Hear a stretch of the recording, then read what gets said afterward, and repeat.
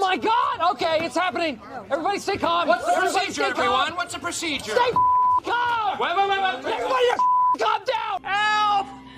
Here, Oh, take my hand. ah! Come on. You're gonna fall unless you take my hand. No, give me your other hand. Oh, my other hand isn't strong enough. You take my little hand. No, get it away from me! Take it. Take my hand.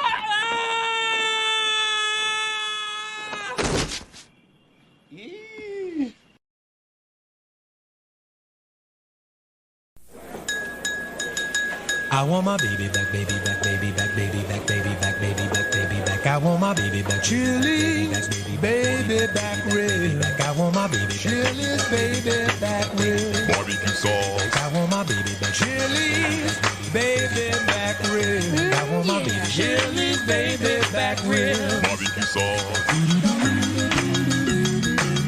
I got my baby back ribs.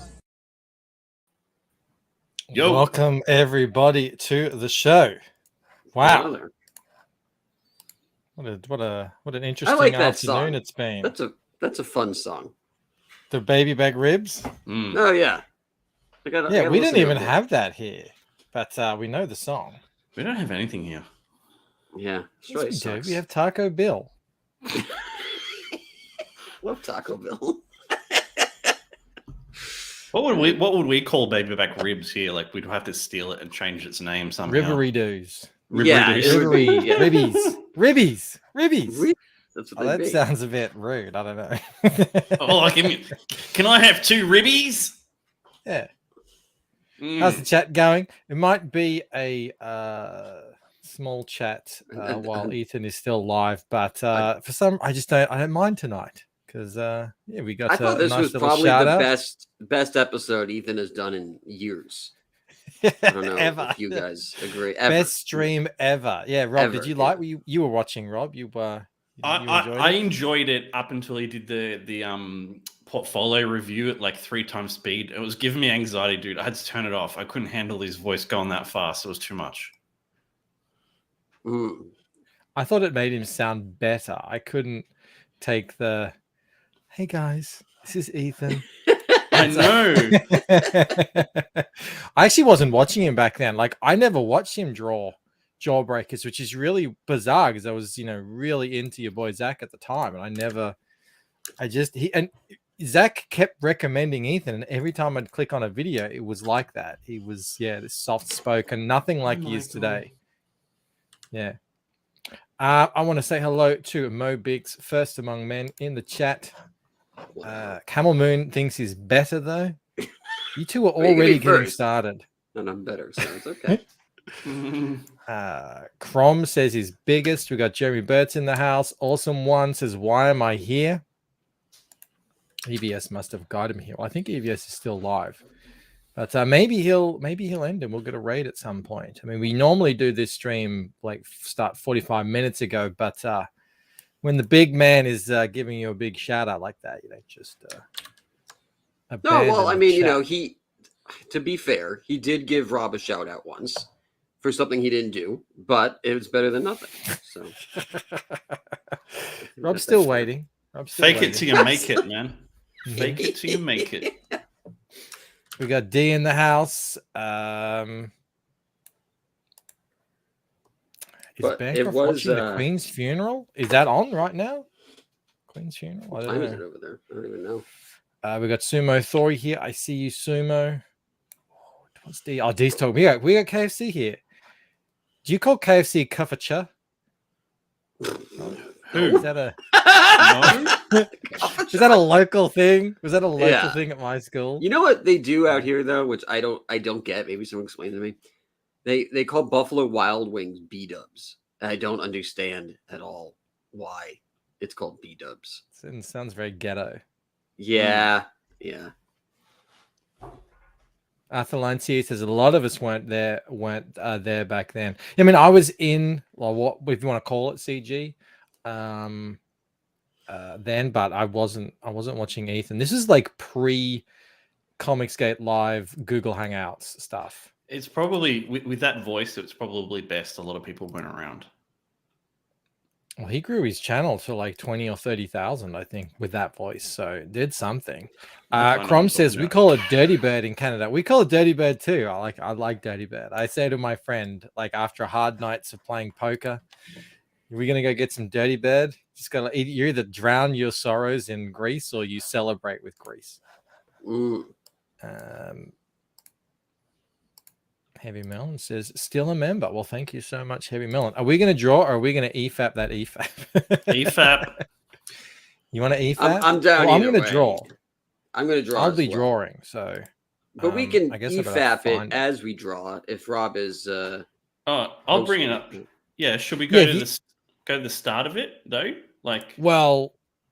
Whenever he starts talking about me, I guess. Yeah, I guess when he starts talking about how great the Hail Salad comic is, we just want to put that on loop. I think that would be, I'd be okay with that. He really liked it. And remember he said like he wasn't going to back it. It was Andrea who convinced him to back it.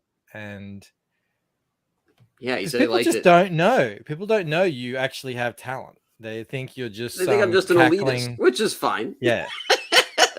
I am interested now, though, to see like what the actual reviews are. Like, I mean, it's awesome. EVS liked it, but I would like to see like what people like have to say about it that are reading it to review it. The little people that you've been putting your boot on, the plebeians. Months now. Yeah, the leftovers, and as I also taxing call the living. The help. I like, Well, Rob is When does he start talking about Camel? Like, I found the mic part, but is Camel before that or? Oh, I don't know. I don't know. I think if you just start when Mike starts his video, when he starts Mike's video, and then from then on, it's all pretty good. That's what I'll be working on. Okay. Top-down buildings. Oh, sick. So I will be drawing tonight as well. Working on my. This will be the exclusive day one cover. Get all of your, get all the characters. Cool. Yeah, I got to put the background in, and I got to start my inks. So, a lot to do. All right. Well, I mean, I've got it ready. Whenever you guys want to. Yeah, bring it in. Off. All right. Let's relive the magic.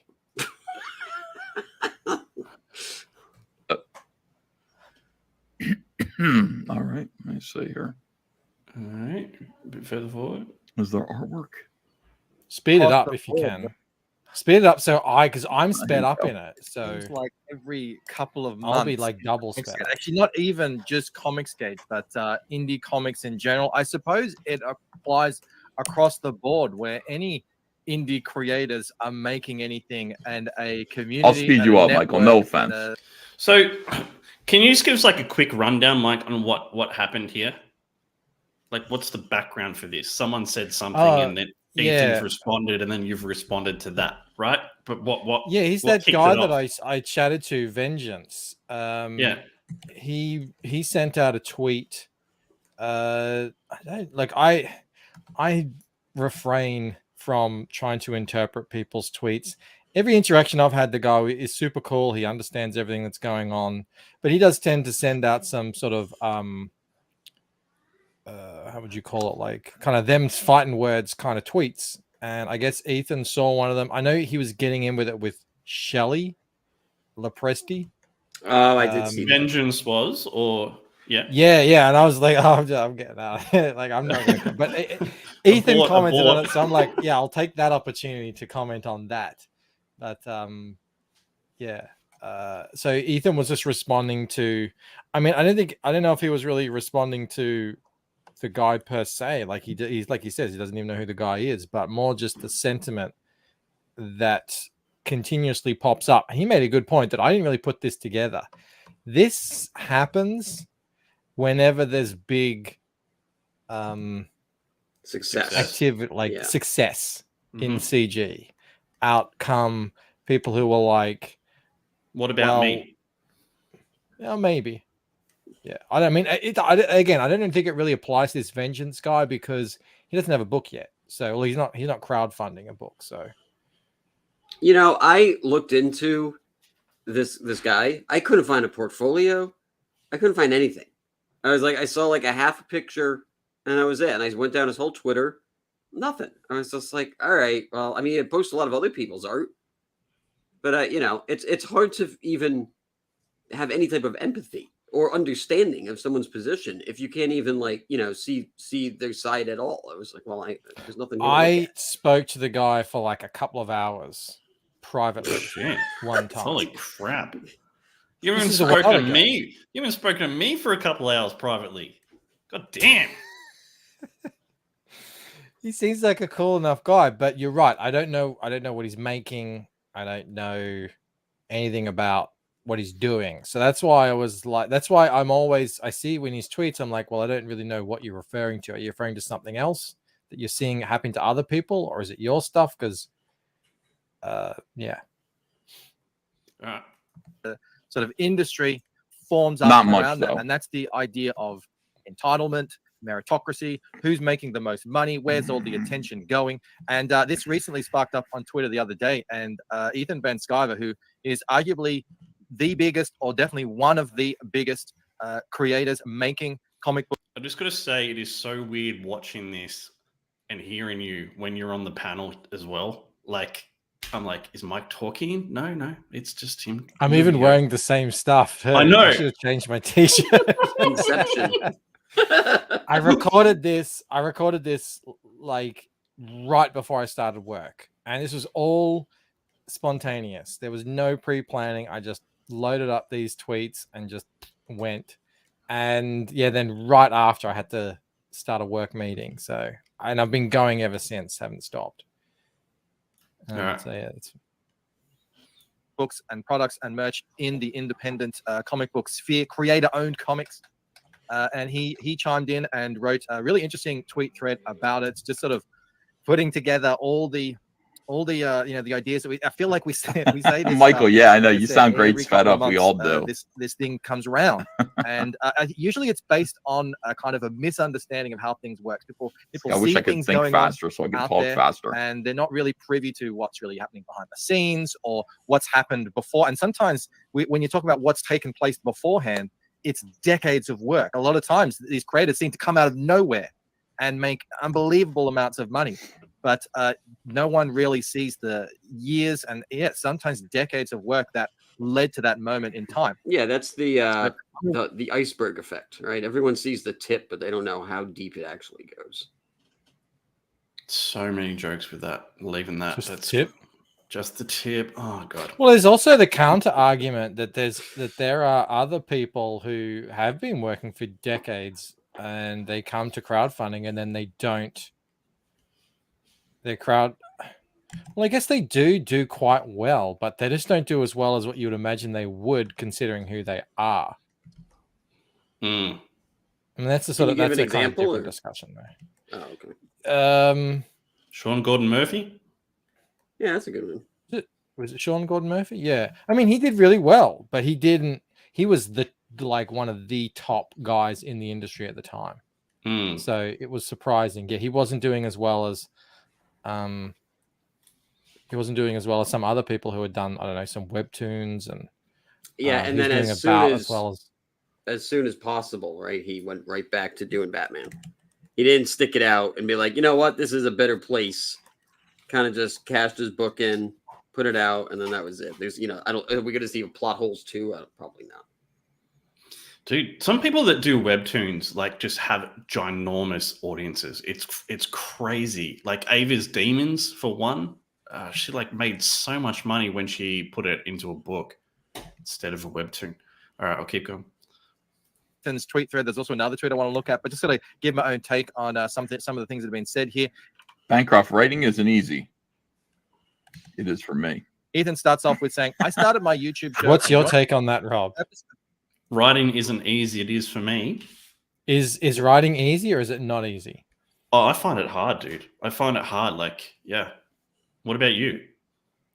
I don't know if I find it really difficult, but it's definitely a slog. It's not something I can just, I'll just shit out tons of words, no problem. Like, I don't find it as hard as the drawing. That's a lot harder, but yeah, it's It's weird. It's weird. It's like being a parent. It's like, is it hard? I mean, yeah, but it's more about just turning up and actually doing it. It's like, it's more about I think perseverance, it's you know? like anything. Yeah, I don't know. It's rewarding. I don't find it particularly hard, but I don't do it too often. But when I do it, That, it's yeah, like, I'm probably in the same Yeah. boat then. Yeah, it's my favorite part though. I enjoy it quite a bit. Yeah, especially when I get to the third act and everything from the first act is set up well. Then I'm like, okay, this all worked together. I kind of guess that the thing I find difficult about it is like you need to be uninterrupted when you're doing it. Like you can't, like you have to write without distractions, and that I don't know. I find that challenging, like given like kids and that. So Yeah, that's a point. But I just sort of, I mean, I can like kind of lock myself away if I need to. I guess I have that privilege. All right. Of being able to make comics. I don't think anybody would say that. I don't think Stephen King, I don't think anybody who's successful in writing would say writing is easy for me. I don't think anyone would say that. I want you to really think about that. When you say writing isn't easy, that is an understatement. The reason why I typed that out is because the reason I tweeted it was because I was 1 page away from finishing Heartsick Horror. And basically I needed to wrap up the entire thesis of what Heather Swain was saying in the last page. Sum it up simply, concisely. It's not even about like writing a whole lot of great stuff. It's just about simplicity and just summing it up so that it's easy to understand in 1 page. 7 captions total. Short captions, like half sentences and stuff. And it's like I thought about it and I dwelled over that. Like, what does that mean? How does that compare? How does that underscore, help explain her relationships with other people, all these other things. And you just end up writing a few words, right? But they're carefully chosen words. That's what I mean when I say writing isn't easy. Writing is hard. Writing is very hard when you're trying to construct something three-dimensional out of just a few descriptive words. When you're trying to define a character, when you're trying to push a plot forwards, when you're trying to push an idea forwards, it's really, really hard. Mo's got a good comment for you, Rob. Probably not, but Mo says Rob burned out most of his remaining brain cells in order to make the Replicator a coherent story. That's a good compliment. That's great. He's calling Replicator a coherent story. I'll take that any day. Antoine asked, are you guys talking about writing or writing well? I guess I'm talking about writing when I think about it. But yeah, getting it to the point where it's like, this is exactly how I want it. It's printed in the book. That's what I'm talking about. That's the slog. That's where you're. And then I think about it as well. Like I do a lot of reading or listening and to, prose and stuff like that. So there's a lot goes into it as well behind it. It can be a grind. All right. There's carefulness, scrutiny, requires thought, meditation. Hiroshima Taru says writing was easy for Stephen Hawking. Did you speed this up, Rob? It sounds normal paced. You want it faster? Yeah, speed it up. Let's get to 1.5. Warp speed. Right. Let's do it. His PC did it. Yes. All right, here we go. On my own terms and remove gatekeepers from the path of other creators. The removing gatekeepers is the big thing. The whole creator-owned movement, what Comics Gate is all about, is I love hearing myself like that. Political activists and people who otherwise. I love Bancroft because he tries to he's like, I'm trying to understand what this lunatic is saying. Deltaverse Comics says, I say it's easy for me because I rely on an editor. Prevent you from doing the most basic thing, which is the freedom to create comics. And yes, Bancroft, that's right. Even enjoy comics. That as well. He said, I didn't start it to take the hardship of achievement away from amateurs. I can't do this at this speed. All right, fine. I'll go down 0.5.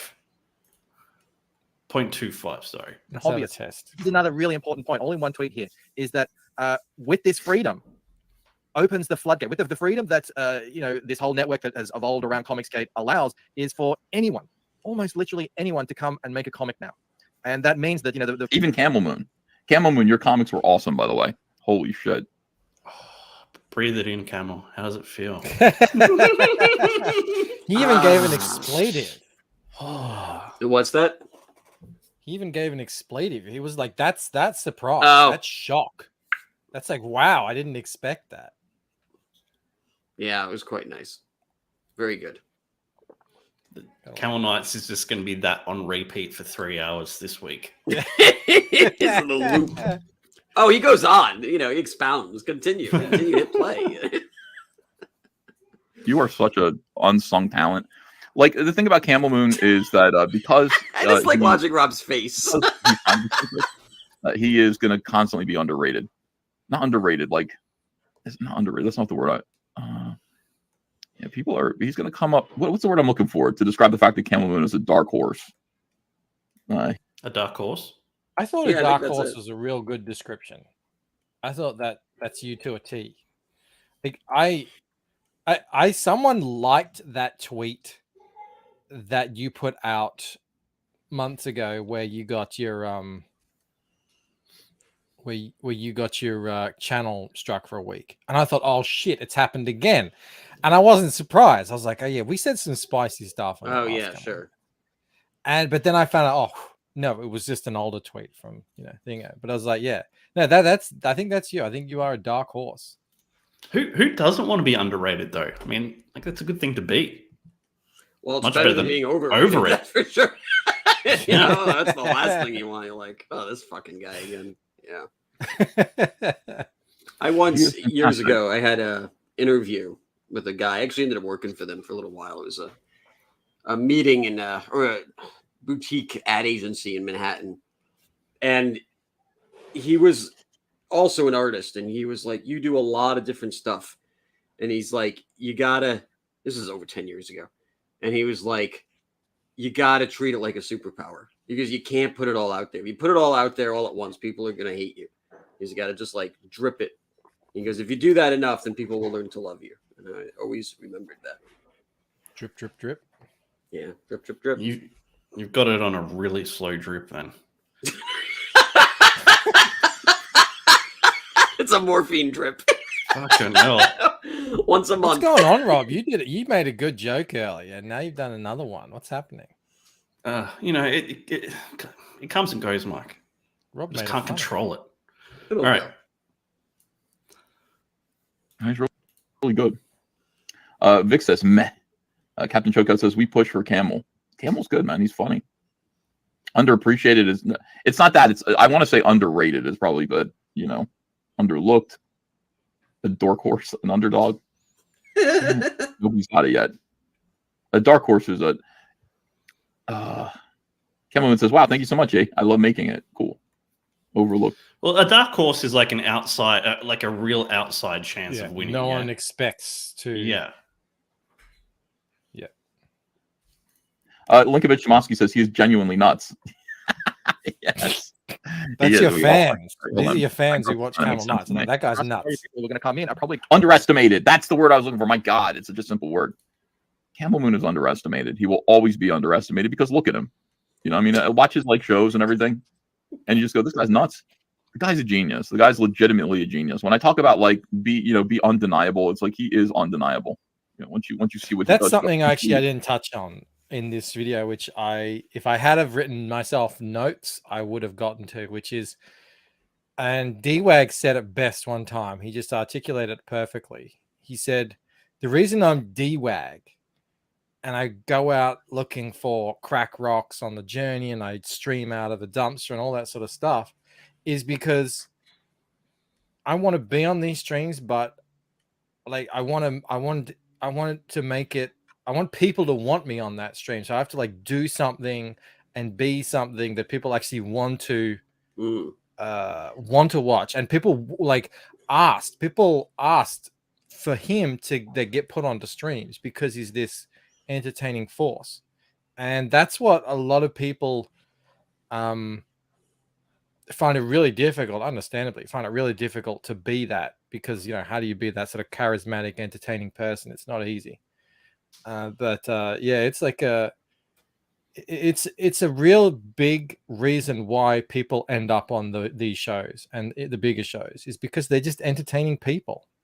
I think that's where a lot of it comes down to, and that's that falls into the meritocracy as well. Being entertaining and having charisma, that's a skill that you can.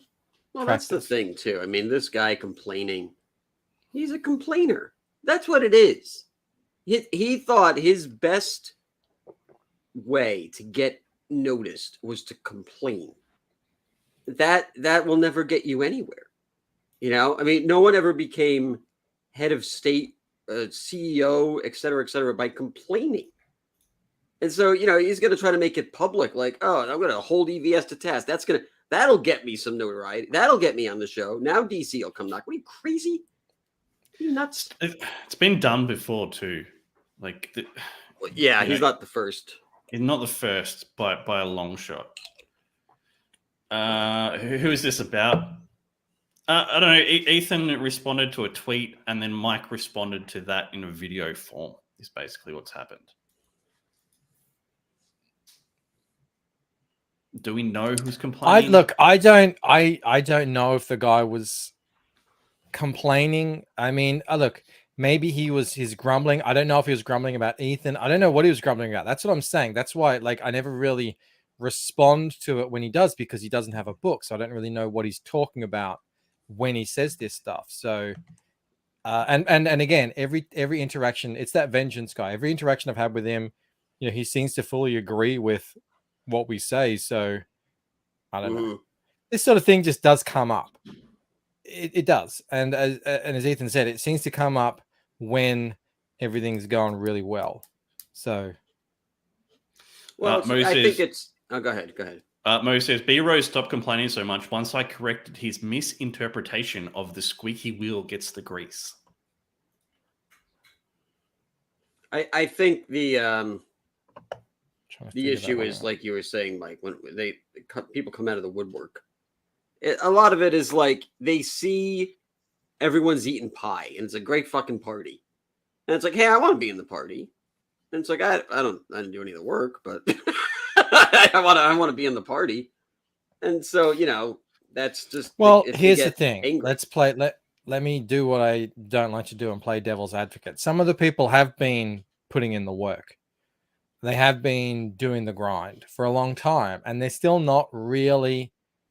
They don't have a spotlight on them at the party, and that's where I think a lot of it, the sort of resentment can bubble up. But the difference is, and Ethan actually responded to my YouTube video and made this point. Another point I should have made had I had notes, but I didn't have time. Which is, let me just grab it here. Comicsgate can't be a meritocracy because there isn't one centralized source equally rewarding creators based on the same factors. Meaning, it's not up to us. It's not up to the people who are even running the party or at the party to decide who gets the spotlight. That's on the chat and the chat alone. They're the ones who decide, like, they're the ones who've decided right now to come here and watch this stream over any other stream or anything else they could be doing right now. And they're the ones who decide, oh, I could buy this, or I'm going to back this guy. Like, they're the ones who decide that. It's not really anyone else. Like, you can bring people on. Famously, remember when like Wanger was a big CG personality, but no one was backing his book because people didn't like it. Yeah.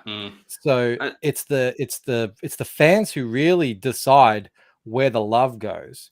All you can do as a creator is, put it out there into the universe. And if you're not getting the love back that you want, then it's time to try something new. That's all I can really suggest.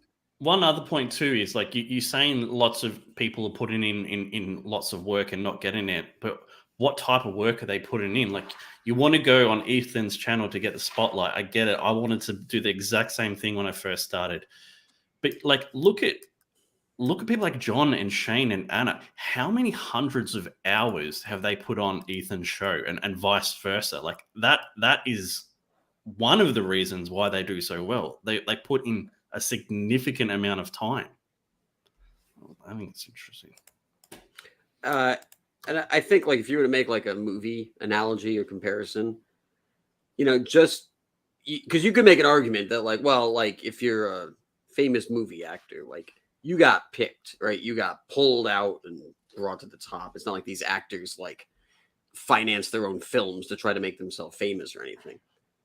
But even in that sense, an actor still has to have enough charisma to stay there.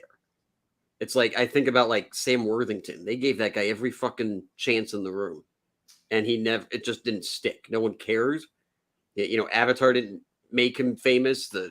What was another movie he was in? The Wrath of Titans didn't make him famous, and Terminator didn't make, like, that guy had every single chance, and he just couldn't sell it. And so it's like, and there's a bunch of Hollywood stories like that where it's like, yeah, they really tried. They really tried to make this person, a tentpole film, A-star, A-list actor thing, and it just didn't happen. So that's just there's what some happens. good comments in the chat here. Moses, people backed his first book when he hired a good artist. It was Joe Ball, wasn't it? Friggin' Joe Ball. He assumed they would equally back his collected webtoons he drew himself. Yeah. It's awesome. One says they are viewing CG. Now, this is tomorrow's video. I've been thinking about what's been happening today, and I've been reading all the comments, and I think I've got something percolating in my mind that I can make a video about tomorrow. And it's got to do with this. They're viewing CG like it's Marvel or DC. They don't understand CG is mostly independent creators, not a corporation. Well, I think they understand it, but they're still kind of approaching it as if it is.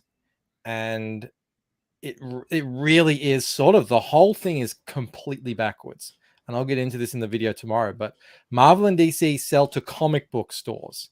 They don't sell to customers. They couldn't care less what people are actually buying, and they force retailers to buy certain things with the way they have it all set up. It's completely different. They control that space because it's a company, it's a corporation, it's a business. There's nothing stopping any single person from going out there, starting a YouTube channel and making a comic. Nothing. The only thing that's stopping you is the own limitations of your skill and abilities. So it is very different. But I think when a lot of people, when I hear people talking about this stuff in a negative way, I start to hear it as if we are a company like Marvel or DC. And it really is just not the way. Jeremy says, chat always decides. Some people put in all the work, it still doesn't work out. There's multiple factors. I know there's too much. It's all too different. And it's different for different people. Some people have the luck. Some people have the luck on their side. Who was it? Camel, you and I were talking about this. And timing. And that's it. The timing. Clint brought that up too. And Camel, we talked about that. Like, the earlier you got in, the better it's going to be for you. And the longer you wait, the harder it's going to get. When I first started working for Double Toasted, streaming wasn't a thing like it is now. And I knew, I had a feeling, like, whenever you hear massive success stories about whatever industry it is, you think about like Stan Lee, right? He didn't have any competition. Like, he just was like, there's nothing happening here. So I'll just, do what I do best. And it worked out for him. And I felt like if I can get in on a ground floor of a burgeoning, ecosystem that's going to be, big, then, if I can create a name for myself at an earlier point, it's going to be a lot easier to do it on a platform where there's no rules versus a platform in 10 years where everyone and their mother is there and everyone is, vying for the same position. So, and I don't know what that next platform is, but like, whatever it is, if you want to get somewhere in any industry, you're going to have to find out what it is, because it's not, at this point, trying to get in on streaming or YouTube or whatever. I mean, it's a massive uphill battle, not like it was even 5 years ago. Well, it was probably TikTok was probably the latest one, wasn't it, really? Yeah, probably to some degree. Yeah. I mean, unless like they take TikTok down because it's the Chinese Trojan horse. But in 2018, Von Klaus launched, I think it was 2018. It might have been 2019. But anyway, back in the day, it was a lot closer to the whole birth of Comicsgate. Von Klaus launched Monster MD, made a butt ton of money, sold a shitload of books as a first-time creator. At the same time, Krusty Critias did the exact same thing. Got a butt ton of money. And yeah, now look at the difference. Look at the difference in those two people. So the point I'm trying to make is that all of these things are just factors. They're just one piece of the puzzle. And sure, you can like say, oh, yeah, but I missed out on that timing. Yeah, but there's other things you can do. Or this person has natural charisma. People just flock to them. I know. Like you can't really, I mean, you can work on charisma, but you can't really, maybe you can, but I don't think many people are able to. Yeah, I mean, it's like art school, right? Art school can teach you to be a better artist. Can't teach you how to be an artist. Yeah. And then there's different talent levels, and then there's different appeals. Like, and even that don't even affect to the talent level. Remember, like back in the day, there'd be loads of, who am I thinking about? Who's that guy who drew Hulk for like 30 years, and then they just booted him out of the industry? Trimble, something like that. Anyway, he was just like, he was, you know, a fantastic artist, but his style now, when he sort of got booted, was like, oh, that's old now. Like that's the old style. We're looking for the new style now. So you're out. Herb Trimpe, yeah. So like that's what happens a lot of the time. And you know, as an artist, you could be as skilled as Herb was, and there's nothing you could do about the changing desires of the comic book reading public and the kind of styles that they want. Like not like that's out of anyone's hands. So there's luck that comes into it, there's timing that comes into it, there's all sorts of things. But that's why you like, there can't ever be a perfect meritocracy. No one's just handing in our comics in a sealed manila envelope to the great overseer of, you know, awesome comicness, and he opens them. It's all like double blind, and oh, this one shall be selected as the, like that's ridiculous. But you know, we can ourselves individually do the utmost possible for ourselves to sort of break through this, you know, the whatever stands between us and success, which is, yeah, only getting harder and harder as the competition grows. It sounds like the same bullshit that you used to hear back in like the 2000s or so from like unfunny comedians who were just like, you know, in the 90s, you know, if you could get up on stage, you would get a pilot deal. And it's like, yeah, that's not true. They gave it to a lot of guys because that was the new thing to find ways to do sitcoms. But they, out of the hundreds and thousands of comedians up there, they still only gave it to the top 40 guys. So it's just like, and they were naturally funny. That's what it was. They were fucking funny. And the ones that weren't funny and somehow got pilot deals, then their shows didn't go anywhere. And that's just what it is. But there were a lot of sitcoms. There were a lot of funny comedians. And they don't do that anymore. They don't. So it's just like, whatever. Go pound sand. Shut up. Minerva says, I want to know where people are getting the 1,000 or 5,000 down payment to lock in talented artists. Good question. Is that what people are asking for?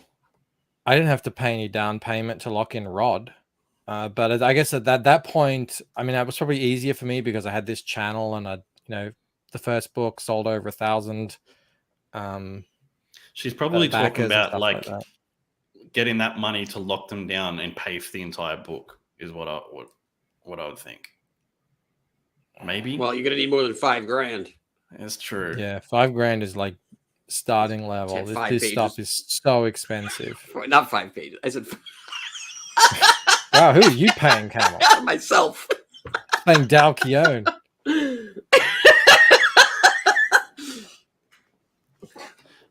Mo says Bancroft pays Rod in trade. Rough trade. No, he does request actual money, and yeah, Salami without the sandwiches. members, that wouldn't be happening. To clarify, most artists want $50 to $100 per page, so to even get enough material to put them in trailer to start a crowdfund, how are people doing that? I mean, they're paying out of pocket. Yeah, exactly. Yeah, you save. Yeah. Mania, is that your name? I don't know. Mania. Mania. I don't know how old you are, but I'll say this: the older you get, you just have more money. You just make more. You have it. You save it. You're not buying bullshit. So if you're Especially in your 20s, when you don't have kids. yeah, if you're in your 20s, like, yeah, $5,000 is a lot of fucking money. If you're in your 30s, 40s, it's you have it, and so you can use it towards stuff you want. And that $50 to $100, that's not going to get you. That's anywhere. that's going to get you some bad pencils. Yeah, it's just how it is. Yeah. Phil says same thing. I wish. Can't believe Camel Moon, like the shows the cartoons that he used to make were just great. They're so funny. They're so like they look as good as anything that you'd see on Cartoon Network. Like, how much effort, Camel, and how much time does like one episode of House Salad take you? 80 hours. Yeah, I mean that's time. crazy. Yeah, it's insane. Yeah, That's and not much, even mine that are nowhere near. I mean, not even in the same realm as what Camel does. We're just like, it's so long to do. It's ridiculous.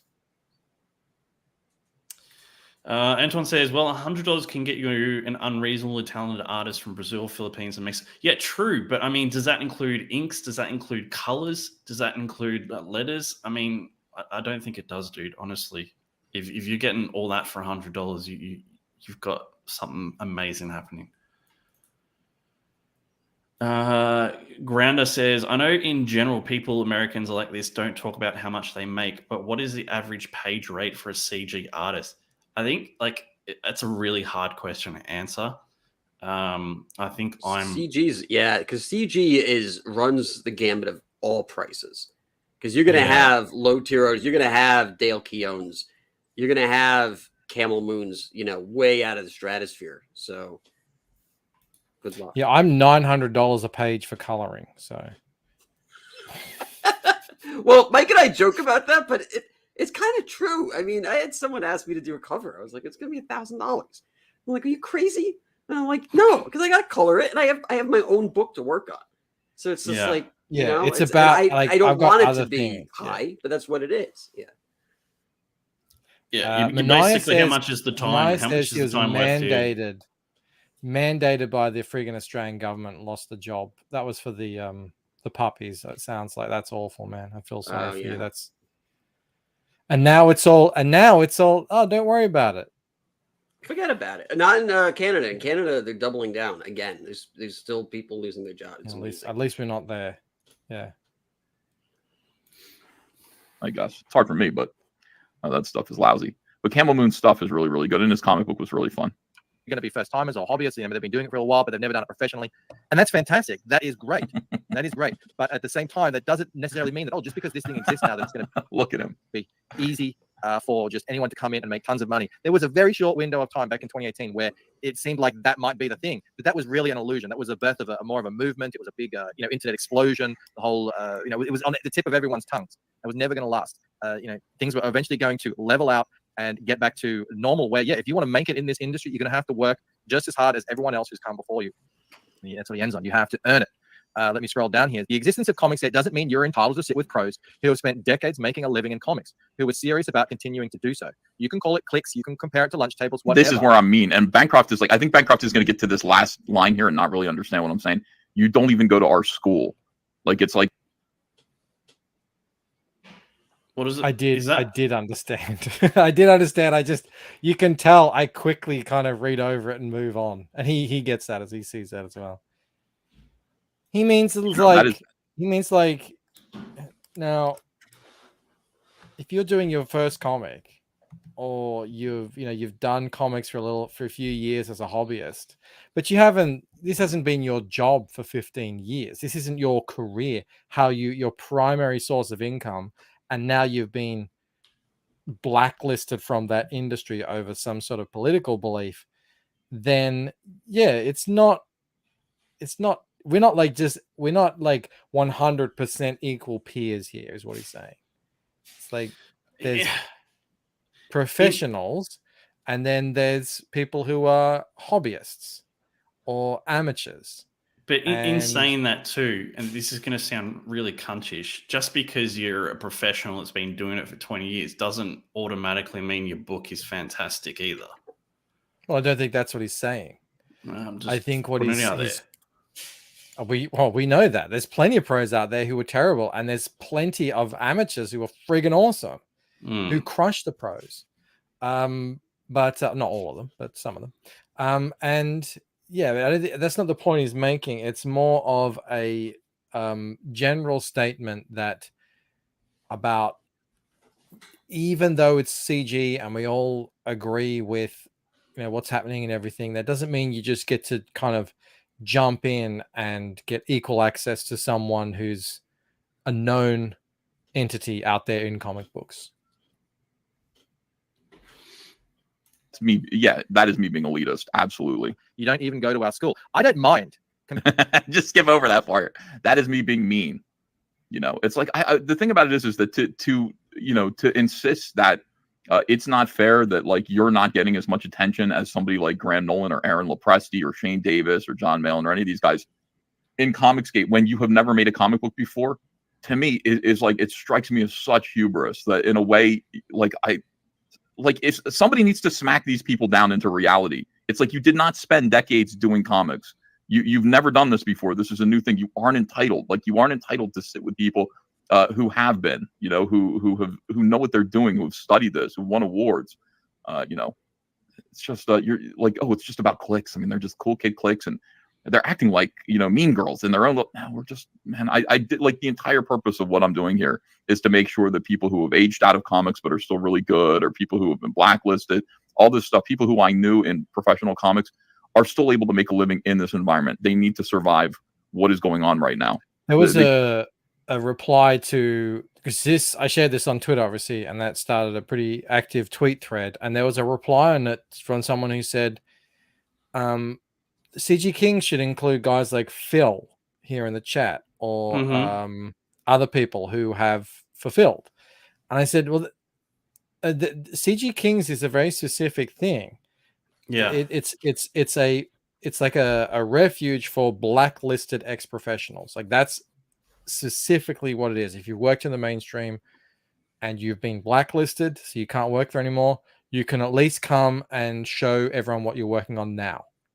So that's like, but I think a lot of people, they don't like the fact that he calls it the CG Kings, as in like they're the top or whatever, because they're not necessarily like, they're not even necessarily the top crowdfunders in Comicsgate, but it's just like, that's what that specific show is for. And I mean, guys, like, I get it, because Camel and I called our show CG Jacks as a response. But it's it's what it is. I mean, I would like to see Shelby on there though, because like, he's a former mainstream pro. Like, sure, I think he would qualify for it. Would he not? Oh, Shelby would, yes. I think so. Yeah, absolutely. Yeah, absolutely. Yeah. And like, just quickly, like, there's nothing wrong with clicks, I don't think either. Like, it happens naturally. Like, you develop. Yeah, that's what I get into people here. And so I think what Ethan was talking about here and what I end up talking about is sort of two different things. I don't think he has, Admiral, but I could be wrong, man. Oh, yeah, get Shelby. Maybe he doesn't. I don't know. I'd like to see him on there. You think he'd want to go on there? It was like pulling teeth to get him onto Shane's, remember? And now he's like a regular on there. You got to work your way up. Yeah. And like, he might not enjoy, and I completely understand, he might not enjoy those 10-panel streams. They're not my favorite by any stretch of the where I like 5 people is already pushing it for me. Camel, what number was it? Well, I thought it was number 1, and then I was like, oh, there's. And then someone said hello. Yeah, and then number 2 was like, hey, how you doing? I was like, oh, you're here too. And I was like, all right. And then I did, take everything down and just sit down. And anyway, it was a little bit of a brouhaha, but everyone got out fine. Crom says they're still acting like someone's in charge and making decisions on who gets to make shit. They're trying to suck this enterprise back into a bullshit narrative. That is a, like, I get that feeling whenever I'm in like discussing this topic with someone who's on the sort of opposite side from what I take. Like, that's the feeling I get, that it's about who's making these decisions. And I always fall back on, look, I think it's the fans who are making these decisions almost always. So right, it's yeah, a really, right. really nasty environment in mainstream comics. I won't have people who believe what I believe being persecuted and left to rot. I just won't do it. I won't do it. That's the entire purpose for what I'm. If I have any power at all, I'm going to make sure that these guys succeed. Period. Comparing it to lunch tables, I don't mind that clicks form. Mikey Curtis is here. He says Gabe's response to being elitist was excellent. What did Gabe say? I got to say, to me, clicks are just friendship groups. That's what happens. We're hanging out on YouTube, we're on Twitter, we're all interested in the same. It's not friendship groups. I don't necessarily. I wouldn't call everybody that I have in Comicsgate Kings a friend. I mean, I don't know most of these guys really.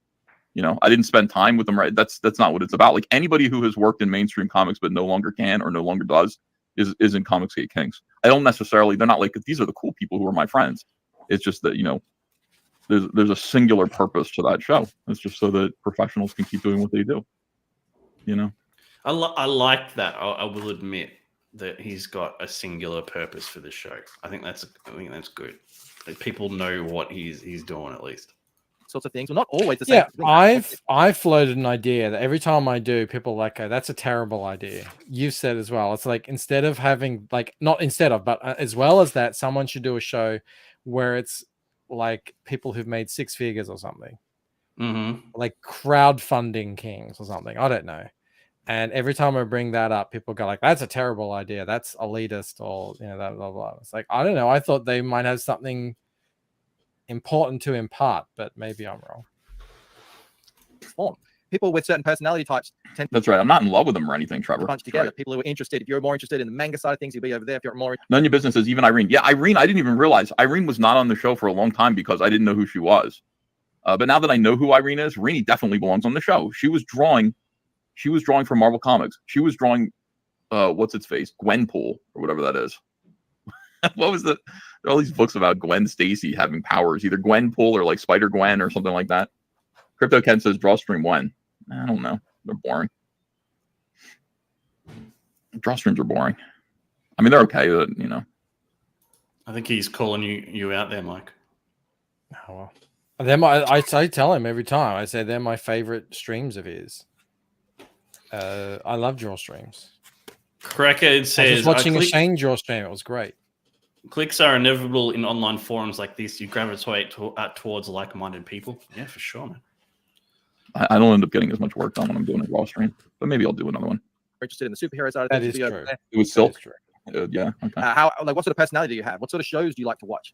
I mean, it's life. That's what happens. But again, I think people who come in new to Comicsgate, they see these clicks, they see these lunch tables, whatever it is, and things start percolating in their head. They sort of misunderstand how they formed, how you ingratiate yourself into these clicks. Michael Bancroft has a click, though, to be fair. Leatherverse Comics says only clicking around here are eating fat cells. What are you talking about? How do fat cells click?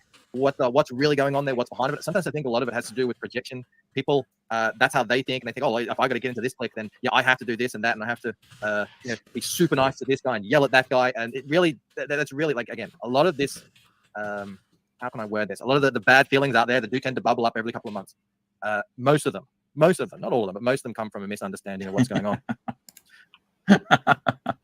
And that's talked about here in this next. By the way, the chat's job is to just beat the shit out of me, and that what does the chat do? The chat calls me fat.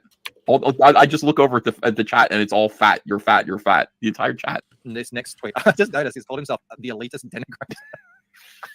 Kissing the right ass. He's taking your elitist handle, there, Camel. That's okay. There's, I mean, the ivory tower is, he'll never be as high, but you could. Anyone can call themselves elite, The line, right? Now, this one, it's not about that. I gotta bend the knee and kiss the ring. No, you don't. I mean, honestly, that isn't gonna cut you the. Yeah, it's all about people kissing my ass. Let's talk about that, Rob. Yo, we didn't get into the green room. Camel didn't get into the green room for like 3 years. Yeah. I got in before he did. I know. Yeah. For some reason.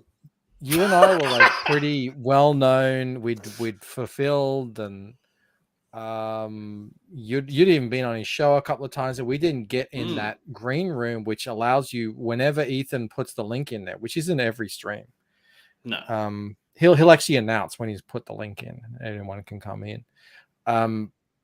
It allows you to go onto his show. We didn't get that forever, and there was lots of people that would come in, and just for whatever reason, Ethan was feeling generous, and he would give them the link, the let in the room, and then they'd get in there, and and it wasn't like we didn't go up to Ethan and say, Ethan, sir, we humbly present in hand. Yeah. I still remember that. It was so awkward. What was awkward? Do you remember when we were backstage with him? And he's like, I think he said something like, "Where have he you said, guys why don't been? you guys come on more?" Yeah, I'm like, we're not in any of your back rooms. And he's like, what? Really? Yeah. Yeah. So it's like, and I've run into this before, and I'm not going to name names or anything, but I've been accused of saying things that I say or doing things that I do just to kiss the ring, when in reality it's no, that's what I'm saying, what I think, and I'm doing, I'm behaving in accordance to what I believe. But because what certain people think, that they think I'm doing it just to appease these bigger channels than me. Like, they don't care. They're not even noticing.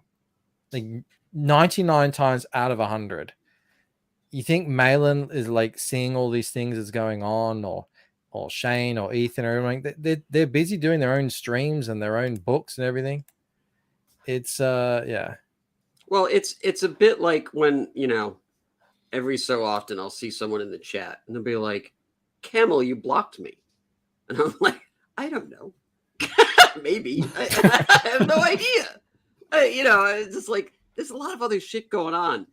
You can't take it personally all the time. I mean, it's like 99% of all stuff isn't personal. It's just something that's happened and you haven't realized. Right. I understand for most people, the day Camel blocked you was the worst day of your life. For me, it was a Tuesday. I don't know. Don't even remember it happening. I still remember. They know where they were. There was like 9/11 for them. I get it, but for me, I don't know. I still remember, like a day or two after we got in the green room, we both received an email saying that we have something shipped from us from Ethan, and I was like, maybe it's like a CG room ring or something. Did you really? Yeah, because it was both of us at the same time. I'm like, wow, it has to be some sort of like ring or club card or something like that.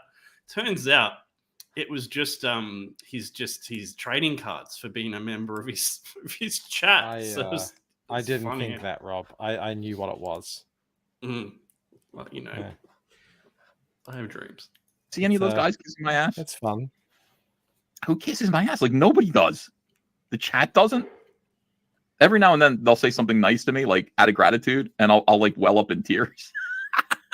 And I don't have YouTube up, Mike. So if anyone's donated super chats, I can't see you. I've got him. Right. Like, I can't believe it. Shane Davis lately has been really nice. Like, he's just like, I want to say to you, like, first of all, like I'm here to get called fat and gay, and then whatever it is, and to help people out. But nobody kisses my ass. But like now and then, Shane Davis will be like, hey man, I just want to say I really appreciate what you do, and you put in all this time. And I'll be like, Urashima Otaru says, I've never once called you fat or gay. Thank you, Urashima Otaru. I appreciate it. It is funny though, because I made an entire cartoon out of calling him fat and gay. That's the whole point of Hail Salad. That guy that got his knickers in a twist the other day about Ethan calling him fat is kind of funny. Like, there's no way he could hang here with the amount of like abuse people dish out in jest. But Ethan gets called fat, 50 times a stream? I mean, you're not going to be able to handle it in a Some of it's in jest. Shit, you.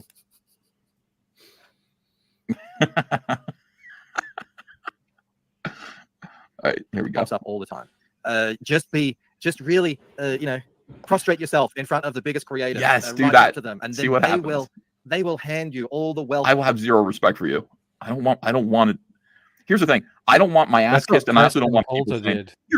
I'm not going to kiss your ass. I don't want either of those things. Just treat me with basic respect and be a good creator. Like, have good work, and then just treat me with basic respect. I don't even want like super respect, even though Mike. Yep, I got it. $5 super sticker from D, who sent me a turbo hippo, who's like running really fast. I like that. Thank you, D. I am an elite. I'm clearly elite. I'm an elitist denigrator. I don't even want that. Just basic respect will do it. That's it. Just acknowledge that I'm worthy of some respect.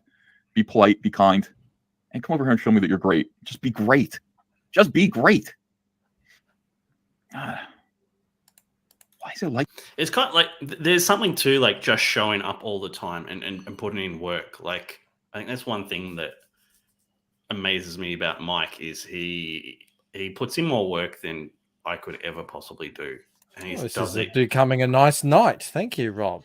Camel, do you have anything you want to say about me too? I mean, I out of all of the co-hosts that I could possibly ask for, I think you try the hardest. Thank you.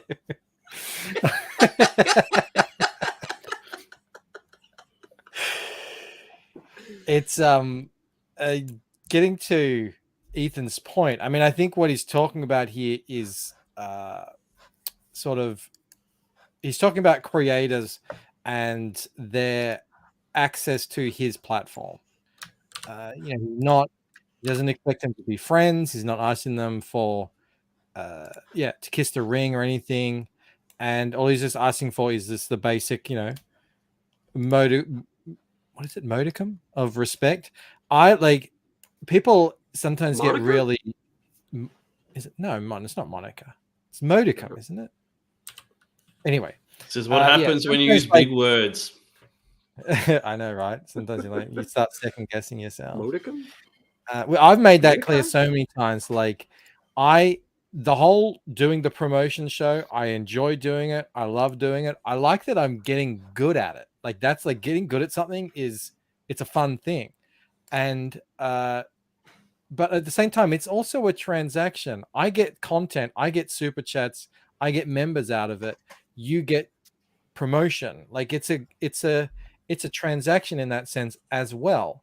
So it doesn't have to be. You get promotion too. I get promotion too. Absolutely. Yeah. So it's like, it doesn't have to be this thing. And I can't imagine anyone would want to sort of like say, oh, I've really got to treat you with kid gloves and heap praise on anything like that. It's not like I'm just this most altruistic person in the world, and I don't think Ethan's that either. It's like, if you can help me make good content for the audience, like, let's do it. And it's a win-win situation is essentially what I'm saying. Mo's got to head off. See you later, Mo. I'll see you tomorrow. Bye. And we have a super chat here from Runs with Scissors for $5 New Zealand. I was super stoked. I got to go on Ethan's stream showing off the music video props last week after the Puma Fist guy ran. I didn't see that, Runs with Scissors, though. But congratulations. Yeah, it's a bit surreal. The first time I went on there, I was already well used to streaming, but it was very surreal. So I was like a lot more nervous than I otherwise would be. But well done. It's nice. It's cool. It's like you watch these people for so long, and then they're talking to you, and it's a bit and like unusual. Looking forward to say Replicator 4 and the Lucent Waking Drink. I can't exactly be pissed off or upset if you're more successful than I am, because you've put in more work than I have in building your YouTube channel. That's a fact. I can't be upset at that. Well, even if I didn't, there's going to be people who come in who didn't do hardly anything, and for some reason, their book really resonates with people, and it just goes crazy. And it's like, yeah, all you can do is be like, good on them. Like that they've hit on something that few people were able to do.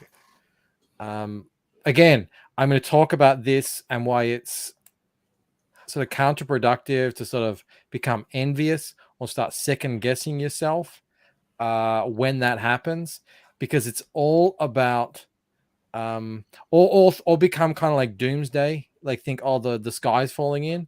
It's all about perspective, I think. It's about looking at the situation for the reality of what it is rather than how you might be perceiving it. And I think if everyone did that, it would they would have a much better time and be able to see, how good this can actually be for all of us. If we look at it this way. Jeremy says, never in a million years would I have thought I'd have a semi-successful promo channel. It is work though. It does kind of come up on you like out of the blue, doesn't it, Jeremy? Jeremy just wanted to talk comics, and then people obviously want to ask him to come on, and yeah. Marby Dog says Michael is a good YouTuber, but Lucent is popular because it's good. Yeah. Thank you, sir. Simply Green says, I wouldn't say it's 100% luck. There is an element of looking at what customers want and an element of providing them something they didn't know they wanted.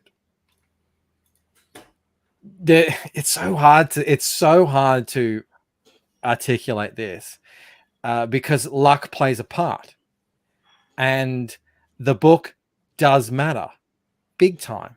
But also, we say without proper promotion, you can have the best book in the world. If no one knows it exists, then what's the point?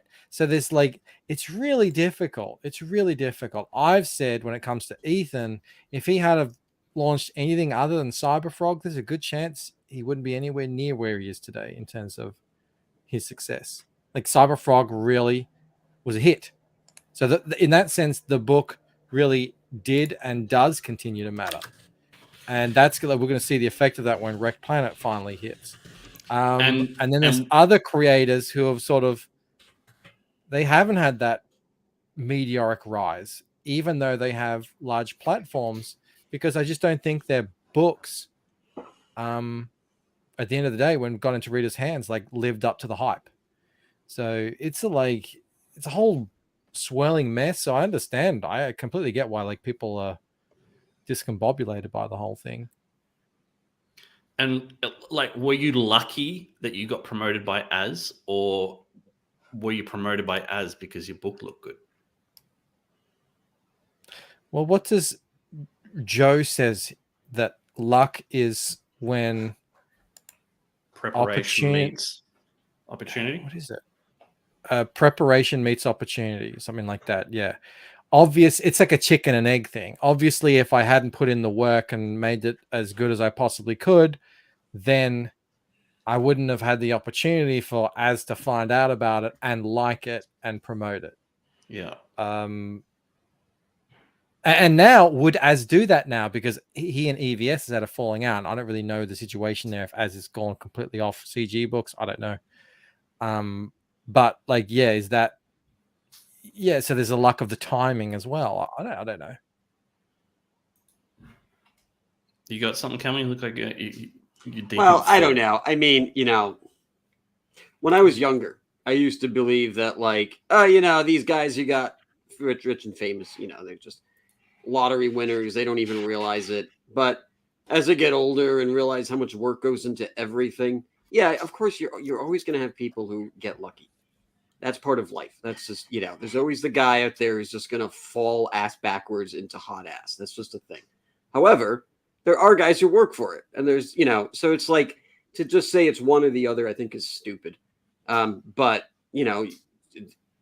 it doesn't mean if you are successful and you worked, 80 hours a week, and then eventually you get to that point, it wasn't because of luck. It's because you worked 80 fucking hours a week. So, I mean, luck would be if I had, a finished hardcover copy of Boots and Heels, and I happened to sit next to Quentin Tarantino on an airplane and handed him a copy. And then he was like, let's make this a movie. The luck is the happenstance, the circumstance. But leading up to that, that's not luck. You know, the luck was being put on the airplane where I was. But, you know, making the book, because it would have happened if I didn't have the book and I sat next to Quentin Tarantino. I'm just going to sit and talk about his fucking movies if he even talks to me. So it's, I think people need to relax. I think they need to stop pointing to luck as the be all end all reason that people are successful. It's kind of aggravating. All right, well, let's take this in an even spicier direction. Yes. Sort of becomes a little bit of an elephant in the room in Comicsgate. And I'm reticent to discuss it because it gets to me dangerously close to what we colloquially term counting other people's money, which I don't like to do. And I want to talk about the luck factor of Mandy and Renee. Right? Because this is something that I do see commented on here and there in the fact that they are attractive young women working in a male-dominated place. And how much of their success has to do with that fact. And this does come up, and I think it's a little... okay.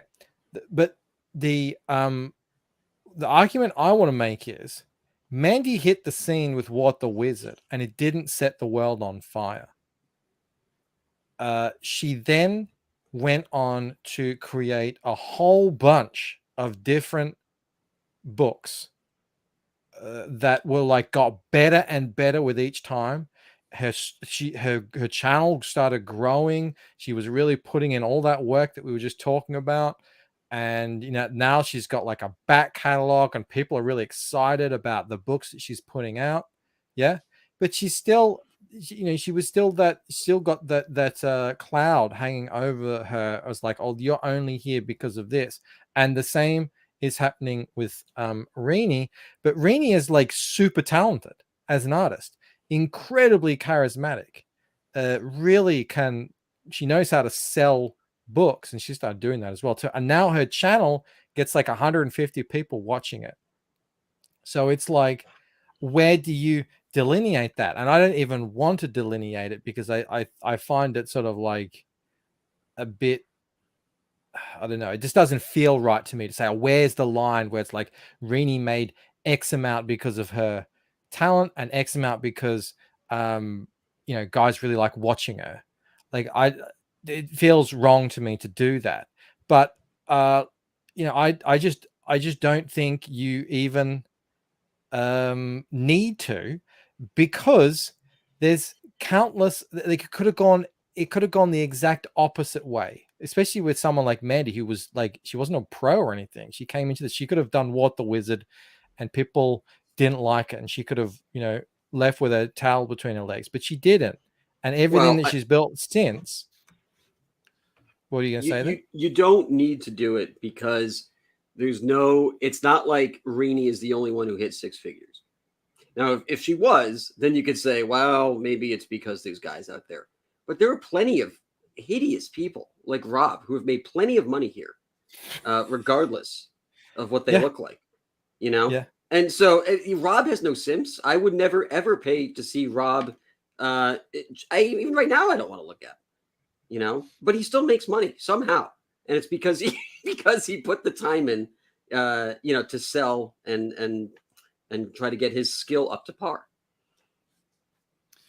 I think everyone understands the, like, be a girl on the internet rule. Yeah. That's like, that's a thing that we all understand, but that really only gets you so far. And I think that's the crux of the argument. It really only gets you so far. There are other women in CG who are putting out books who aren't anywhere near in the same stratosphere as Renee in terms of their success. If Renee pulled in 5 times as much as Ripa, I'd be like, well, I'm sure it's not just because she's the greatest artist in the world, you know. But you know, it was a very impressive. I want to say normal, but like it's a consistent amount with people who have also are very talented artists here. So, I don't think it's fair to just be like, well, it's just because she's got simps out there. It's like, maybe the simps are spending $4,000 on her original art, because I don't know if I can get that. But, but again, I don't know if like you can just point to one point on a graph and say like that was the success factor. I think that's stupid. Yeah. I think that's the point. And I think that's unfortunately what is sort of happening out there in, I read comments and I, see replies and stuff like that. And I think that's happening out there. And I think that is when people do that, it's a real oversimplification of. Oh, and a great example is Anna, when she did that, her first calendar was only like 50 grand, and she has 200,000 subs and she has CG connects.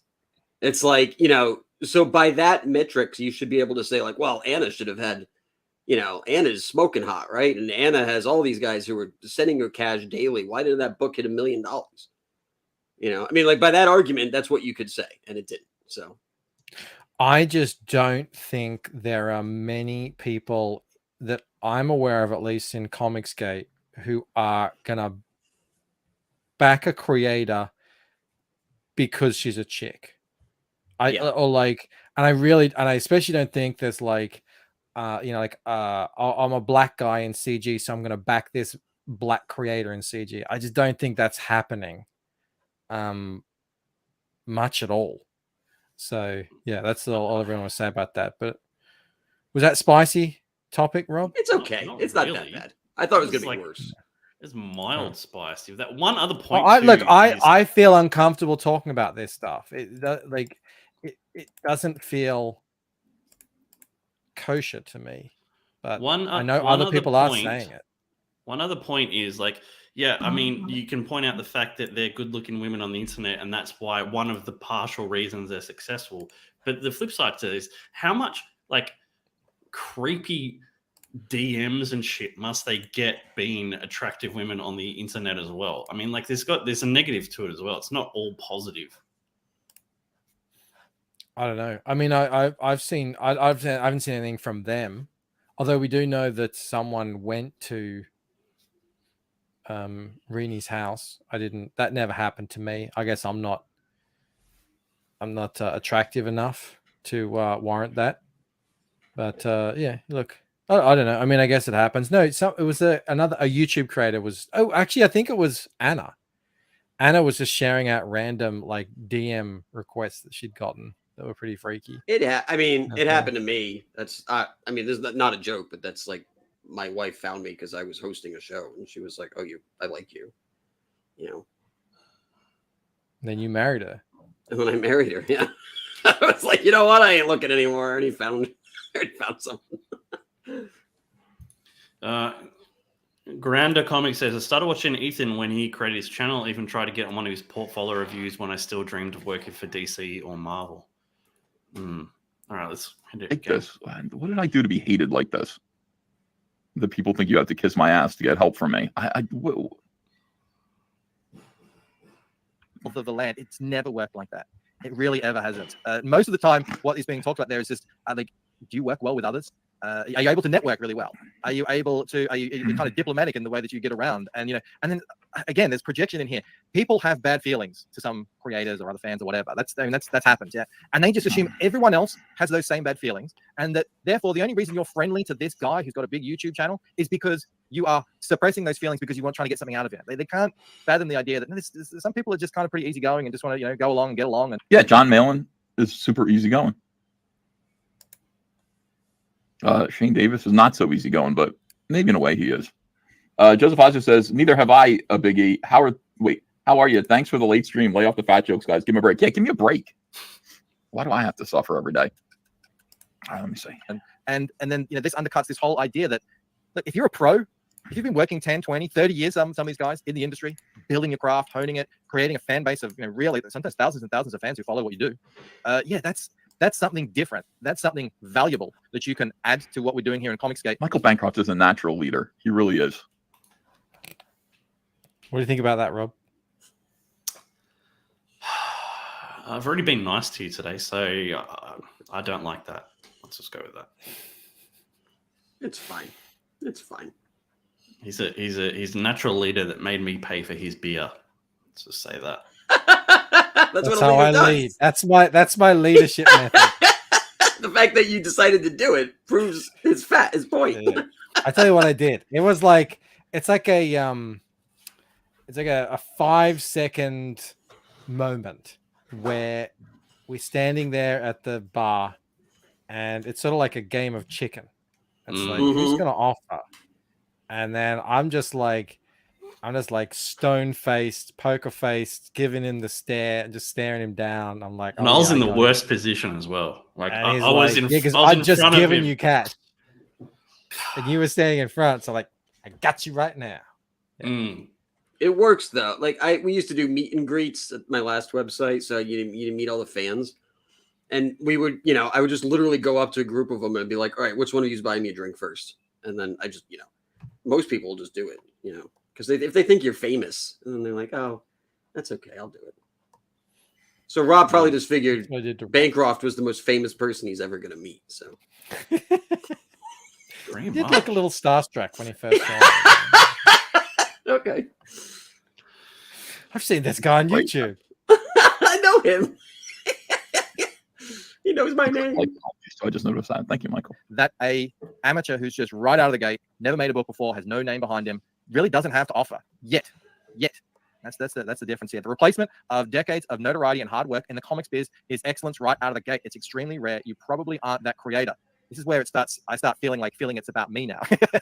Humble yourself. Get it? Yeah, it was not about you, Michael. Like, how often is a new creator coming out of the gate with absolute fire?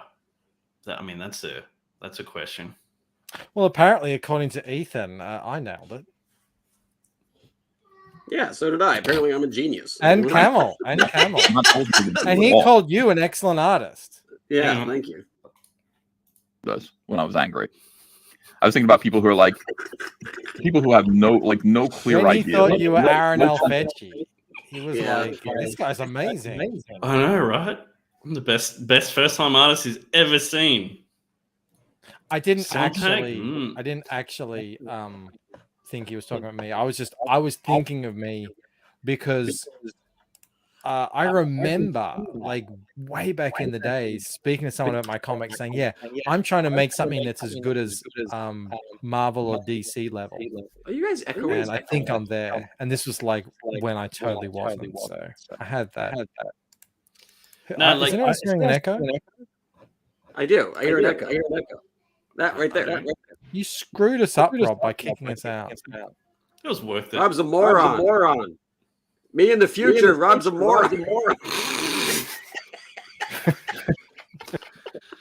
Good one, Rob. The echo stopped. Even the echo was like, fuck that. How do we fix this? I don't know. I can't hear an echo. All right, you're gonna have to stop sharing your thing. Okay, let's start talk now. Hello. Yeah, I think that's fixed it. So now you have to reshare it. Okay. Oh, we should have said that. Pigs in space. No, my question is like, what creator has like not come out and raised a heap of money? What creators come out first time with an amazing book and killed it? That I'd be interested to know. Well, he actually speaks about who was it? Was it Zek? Who does he talk about here? Someone? No, I can't remember. He actually talks about someone, but that's in the mainstream. In Comicsgate. Oh yeah, Darwin Cook. Darwin Cook, yeah, amazing. He was like a Batman animated series looking kind of artist. Shanth doesn't have a book out yet, Sumo. That's my point. Controversially, Narwhal, I know he doesn't like, people don't appreciate what he does. They don't like his style or whatever, but I mean, he's doing his own thing, and what he does is really good when he does it. But like in terms of like more mainstream style, yeah, we can talk writers. Von Klaus, yeah, he nailed his first book. You got a super sticker from D again. Oh, thank you, D. He's calling you a noob. I know that's directed at you. in a super sticker. Thank you so much, D. Simply Green says CG has a lot I put in the A tier. I'm trying to think of those S tier ones. Interesting. Reality or perspective about who they are and like their talent level at all. And they think like if you're somebody who says I've been banging my head against the ceiling for decades to get in, and it's all fixed, and like I don't need to see your work. I know your work isn't good. Either that or you're like psychotic. One of the two. Like it's not that hard to break into comics. If you are actually good enough, you'll get work. You really will. Yeah, when I I went to Comic-Con just once. I brought my portfolio, and I went to this. It was like a Hall H or I don't know, one of the panels, and it was like how to break into comics the Marvel way, which was a massive waste of time, by the way. I would never recommend doing it. It was really just a way to corral everyone into one room for them to avoid Artist Alley and bothering people for 2 hours. And but there were a couple guys that were there. And they were showing me their stuff, and they were telling me the same story. I've been trying to get in for 20 years, whatever. And I'm looking at their stuff, and it sucks. It sucks. They don't know how to draw. I mean, they kind of do, but not to the point where it's like they should be getting hired.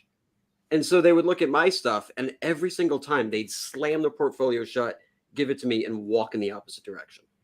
And I was like, I don't know what the fuck I did. And it's just like, they don't want to be hit with the reality that there are people that are younger and better, or that they've been wasting their time for so long and that it really is a pipe dream.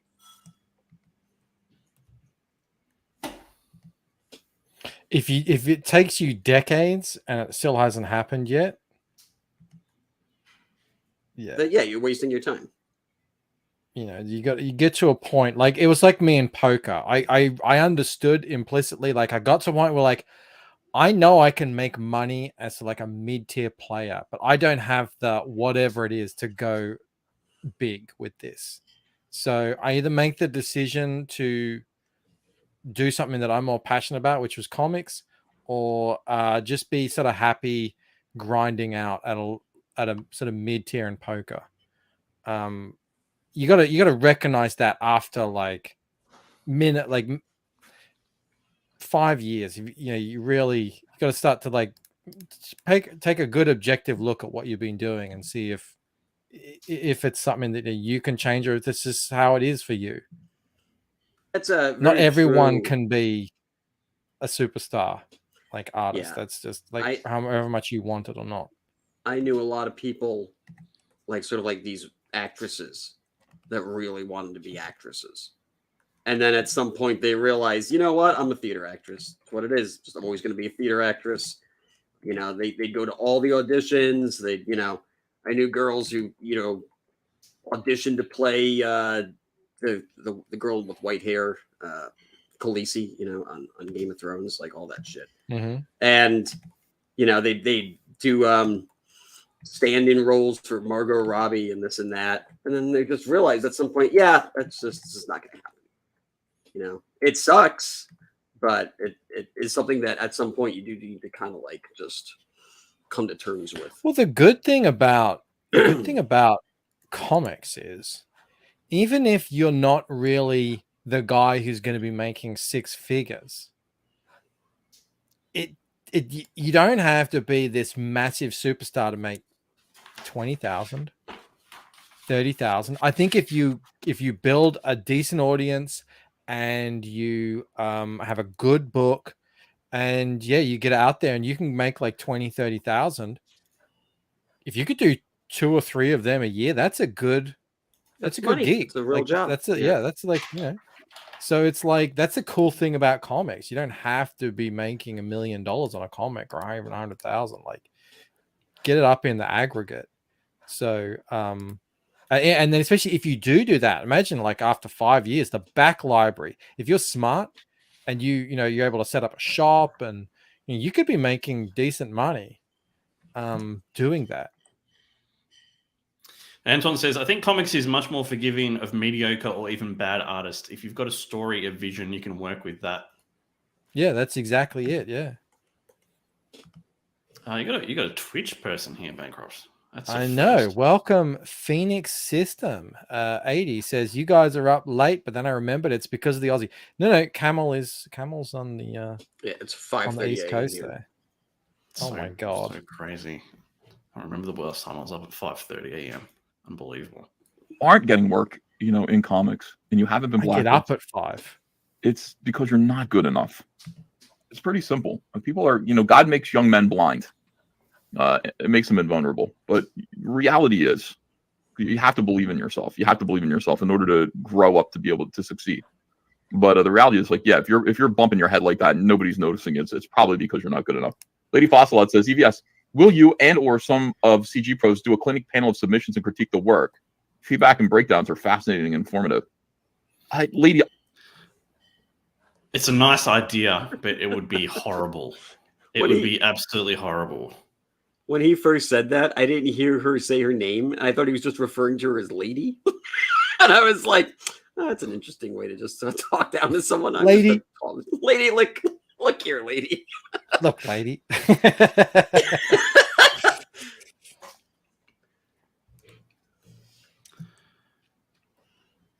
Oh, Jamie E says, I'm Phoenix System 80 Bancroft. There you go. And someone asked, you're on Twitch? Yeah, I've been simulcast on Twitch for, I don't know, over a year now. I'm nearly up to 100 subs or followers or whatever they are over there. Too bad you can't simulcast onto things like Rumble or something. At least not that I'm aware of. Not from StreamYard. You can do it if you've got OBS or whatever. What do you think about Lady's idea about the portfolio critiques, Bancroft? About Ethan doing them? Yeah. What's the idea? No, he just said That he does them? Yeah, he does them. Yeah, I don't. It's something that it's like an idea you have when you're first trying to, what am I going to do on YouTube? And then you realize this is not what I want to be doing. Ethan knows how to YouTube, and yeah, he's probably better off for not doing them. And plus, again, it's like he's gotten to the point now where, and this has happened, where it's like if he critiques anything, he gets like, you're costing me customers because he's so, big. You're ruining my business by. He gets into that, I thought. He does, yeah. In a minute or two, yeah. I probably will not because of this scenario. I will not, because if I were to give somebody a poor review or any criticism whatsoever at this stage in the game, I would be seen as a saboteur who is jealous and who is denying them the rightful tens of thousands of dollars in crowdfunding money that they should get. But it's all about lunch tables and clicks, and they're not cool kids who want to kiss my ass. You see, that's the problem with this. I would love to do that. I started out doing that, and I found out that this is the end result. Over and over and over again, you just see this is what human nature is. It doesn't pay off. It just doesn't. I wanted to. My initial idea was only professionals, and then I'm going to open the door to help out newbies and amateurs and people who are just starting out. And it led to absolute hell because, people feel excluded. People feel open. That's why I think I like the idea of CG Kings, because he's set up a line in the sand there, and whether you agree with it or not, and you feel like you should have a shot on his show or not, there's rules there. He set it up. It's fair. If you agree with it, it doesn't really matter. It's in place. I like that. Overlooked. Well, I mean, if you're not on CG Kings, doesn't mean you can't get onto Ethan's. He still does other streams, and even if you're not in the green room, he will occasionally. It's not very often, but he'll also occasionally put the link out there and get people on. We just spoke to someone who was on there the other day. So, well, yeah, and on top of Fresher Luke just super chatted. He's like, I have a campaign. Can I come on? And EVS was like, yeah, come on in. On top of all that, getting on shows is only one part of the equation. It's like you've got to. That's the stage. Yeah, you still got to know your lines. You still got to act. You still got to convince people they have to like you, and you have to kind of be consistent with that. Build up a reputation. Build up a following. So, And it's really hard too if it's your first stream. Like for whatever reason, if your first stream is Ethan's stream, that is going to be rough on you. Was that your first stream? I don't know if it was, dude. Maybe. I don't remember. I don't remember. Also, one says there are plenty of people that get on and never talk. Yeah, and that's the thing. Like, once it gets over a certain amount of people, it is very difficult to get a word in sometimes. Yeah. You know. Yeah, like I said earlier, it's not really my forte, those big 10 people streams, and like some of those people have big personalities.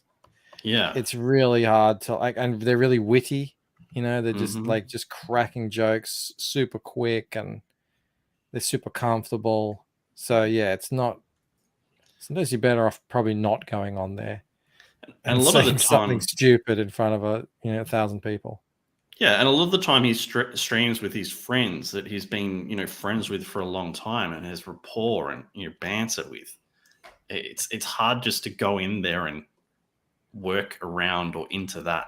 It's weird. It's tough. It's a totally different thing. Cracker says, yeah, you got to sell yourself as much as you do your book. Damn. There's infighting, it's better just not to. Every now and then I'll shout out a book that I think is pretty good, but let me see it. Bancroft here. Oh, wait, whoop. I accidentally clicked the wrong button. Yeah, I would leave it to Bancroft to do that. And, others. You guys have to do it. Let me see. Here we go. Entitled to what professionals have spent a lifetime earning. Just because you subscribe to Comicsgate's point of view, you aren't entitled to making a living in comic books. You aren't even entitled to making money at them. This is the crux of it. This is the free market side of it. It's up to you to convince someone out there to hand you some money. That's the base fundamental of it. The reason I said I feel like it's talking about me is Old Dirty Fatty says none of this discussion matters. Life sucks and people are mean. Boo-hoo. You expect to be appreciated in comics. You don't know its harsh history. Yeah. This was taken from my first books. These are some of the first panels I ever took. I remember drawing these and thinking, this is really good. Michael, is this a it was not a humble brag, was it, Mike? No, not at all. No, I'm pretty this is taken directly from the unedited edition. So, I mean, I guess I showed the whole thing. I should have zoomed in, but I couldn't because it was a PDF. Like on that dude's mangled hand, and his face. It's pretty not the bigger face, the one I'm talking about the left.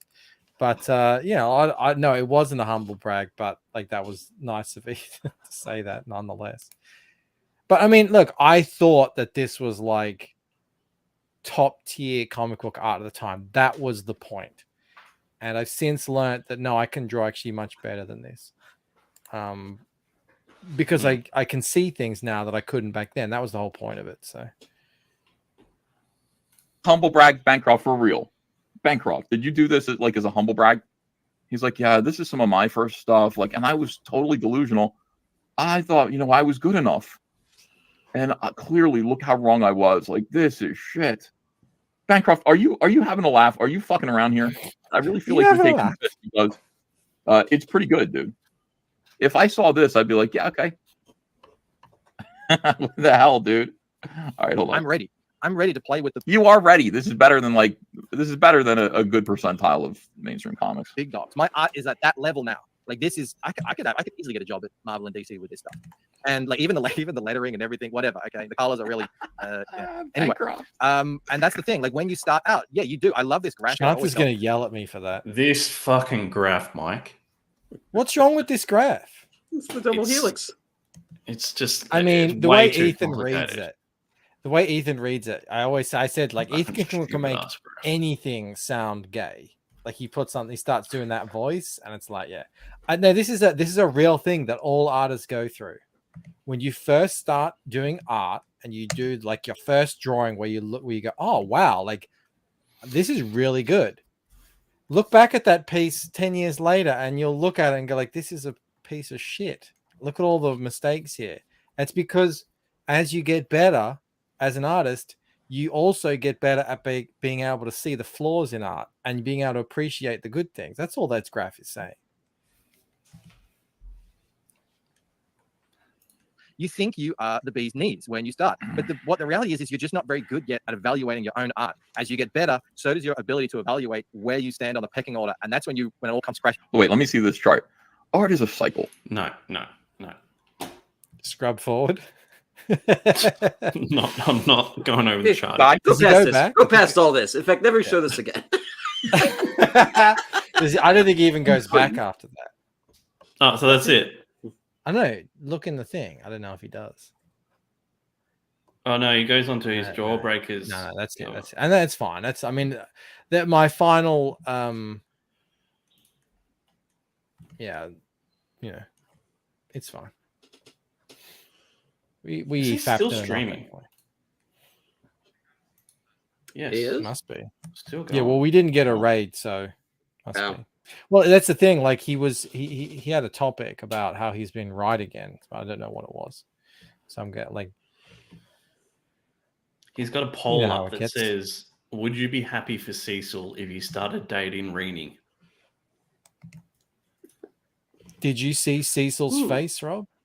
I'd be No. happy for Sheila.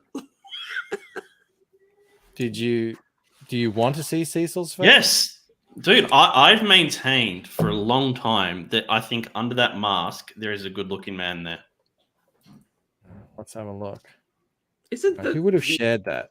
in question? Isn't it like a deep fake of some type? Oh, is it? I think it is. Yeah.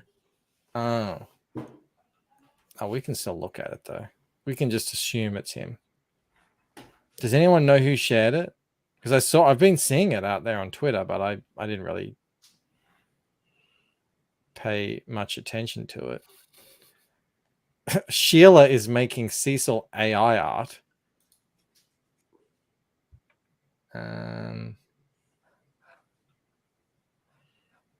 Nova Blast. All right, let me search that. How's this going, Camel? Oh, another crotch shot. Why do you? Dude, what the hell?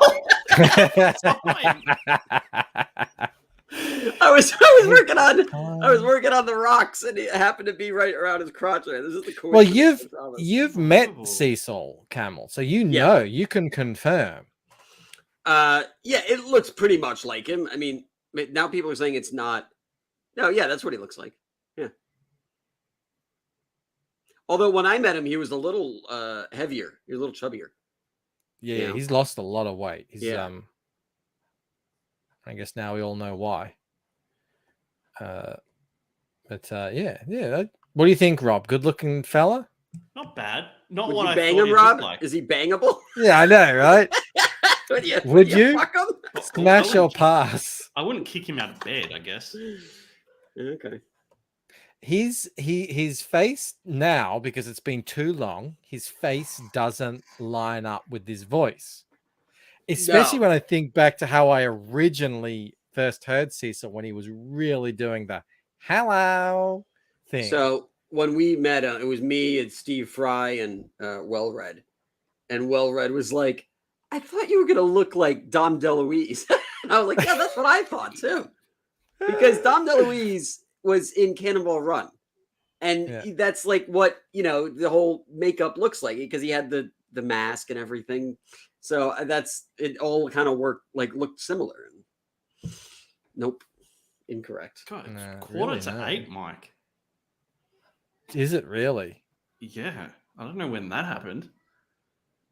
I guess I I didn't notice the time. I was just listening to myself being praised for an hour and a half. It was easy, I finished my easy to lose track. outline.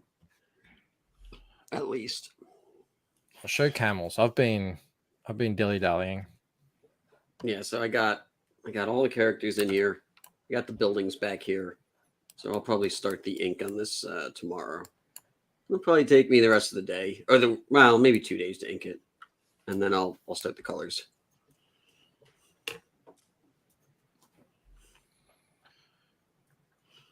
How are the emails going, Rob? 410, I think. Oh, okay, not too bad. Runs with Scissor says he looks like Malin with both eyebrows and neck. Who's he? This guy? Cecil. Cecil. Oh, Cecil. Oh. I'm 17 away from 1,000. Great. Can't be happy for me. Should we kick? I am. Can't you We tell? just had that whole discussion. You had that whole discussion, and you can't even be happy for me. I am. This is me being happy. I think it's fucking awesome. Okay. Good for you. Yeah. Oh, good for you. Oh God, what's that show? Where they wish it with oh, I'm actually gonna find it. Well earned, I guess. Yeah. Meritocracy, Camel. Uh-huh. You know, it's all about who wants it more. Is that what it's about? Okay. I keep forgetting. What are you doing to that guy's tunnel digger thing? I don't like the angle of his spiral. I think it looks kind of goofy. I gotta like rectify it.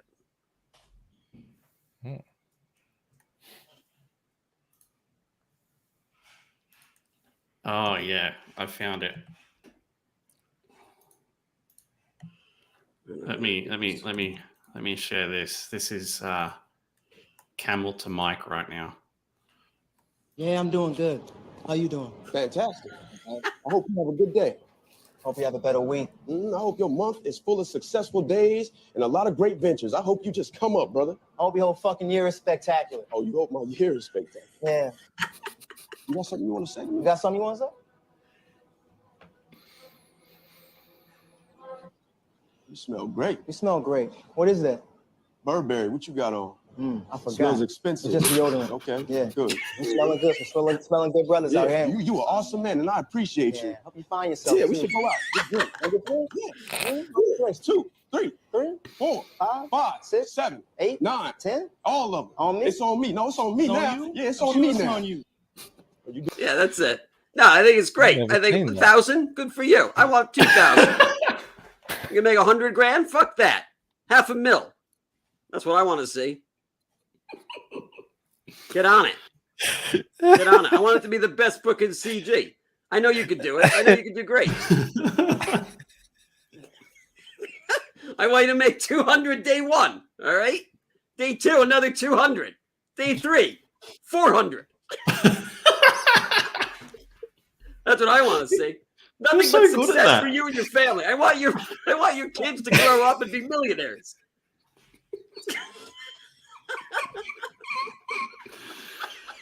Oh, someone clip that thing. Oh shit. Thank you. I'm touched. Yeah, I know. I wish all the same for you too, Camel. You're so good at that, Camel. It was so natural. I know. He's like, I feel like he's had some practice doing that. I'm from New York. That's the New Yorker in him. Yeah. I hope you have a great fucking day.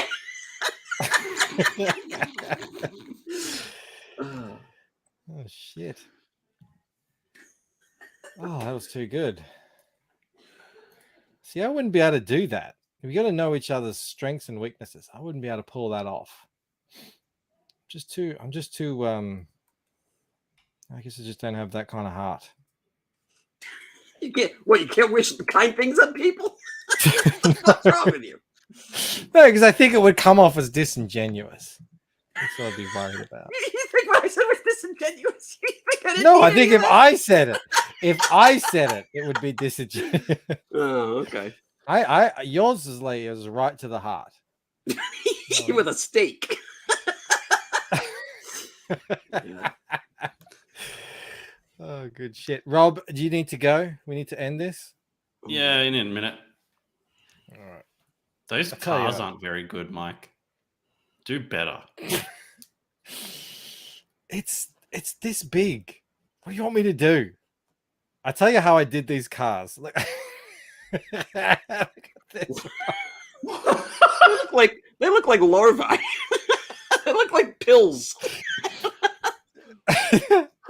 Look, I'll do another one. I'll do another one for you. Yeah. Let's go here. Make sure I don't have things turned on. You just do one of these. You do one of these. And you just fill in the gaps. See? Ah, Instant Dominoes. car. Mate, you're not even trying. They look like band-aids. Put some spots on them. You should see them. I'm working off because this is a zoom in, yeah. So that's why it's a bit more detailed, yeah. This is what I'm this is what I'm working off. I've zoomed in on my previous thing. So this is the previous panel. This is what they look like there. What the fuck's happened there? What? Oh, that one's bleeding glass. They're motorbikes. Oh, how did I miss that? Of course they are. They look just like them. It's like when your kid draws something and they hand it to you. Like, what's this? That's the dog. Oh, all right. This one's got two eyes.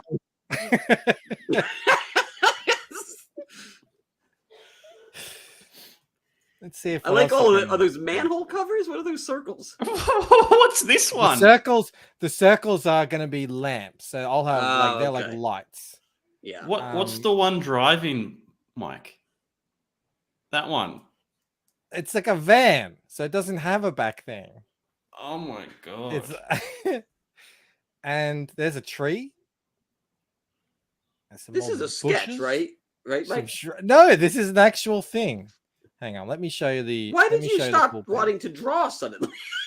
You're like, I'm gonna put 900 hours into every panel except for this one. I told you. This looks great. I told you I don't zoom in past a certain level. Let me find it.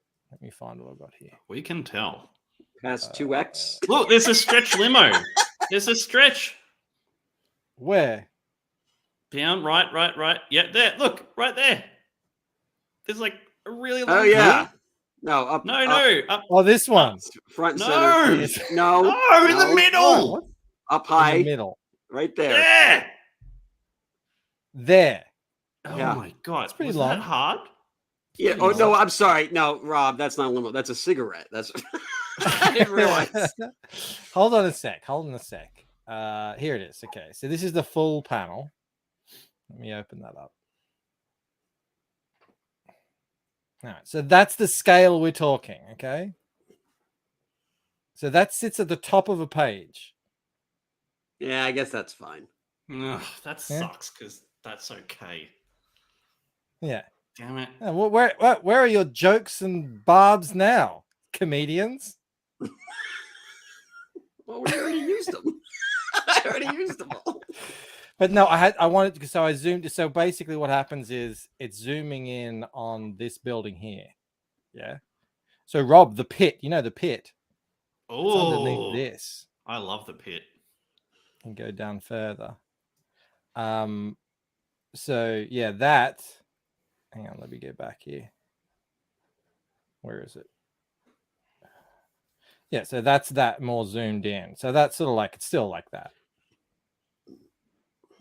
Yeah, there. Guess that's okay. Is that sufficient? Is that all right? Yes, it's fine. Okay. Excellent. It was more fun though when we were making fun of it. It's true. But I think we do have to end it there on a high note. Still cancel Croft? What? I can't stop seeing band-aids now. You guys saw what I did for people on the Eiffel Tower thing. They were just dots. They look like I don't know how else you can draw it. Yeah, that's what it is. Actually, the cars aren't really any better on that one either. Maybe slightly better, but what's in that rectangular hole on the building? Yeah. Over here? Yeah. There. What's that? That's a private garden. Mm. So this is Lascaux, above ground. It's like a 4 to, I mean, it depends on how high these things go. Like some of these are like, 6 floors, 7 floors high, but like a lot of the main buildings, about 4 or 5 floors high. It's a big residence in Paris where the order, that's their main thing. So if you go on the page, it zooms in, you get to see that library, that the one that Ella's floating in from above, obviously. You get to see all those people fighting. They're training in like a dojo. You keep going down further. You get to see like the hole where you and I talked about, and then you get to see the pit underneath that. So Ella's been in that building, has she? Not yet, no. And anyway, the guy, remember, what do you call him? Zoe Deschanel? Yeah, yes.